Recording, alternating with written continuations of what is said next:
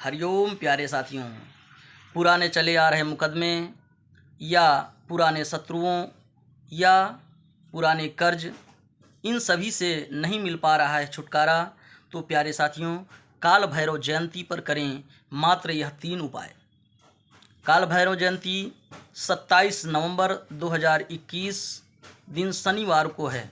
प्यारे साथियों, इस दिन आप बिल्वपत्र पर ओम नमः शिवाय लिख करके ओम भैरवाय नमः कहते हुए बिल्वपत्र अर्पित करें और 33 अगरबत्तियाँ इनको जला करके आप ओम भैरवाय नमः इस मंत्र का जप करते हुए भैरव जी के सामने अगरबत्तियों को लगा दें।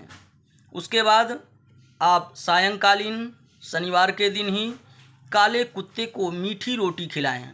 निश्चित रूप से आपकी परेशानियां दूर होंगी। जय महाकाल।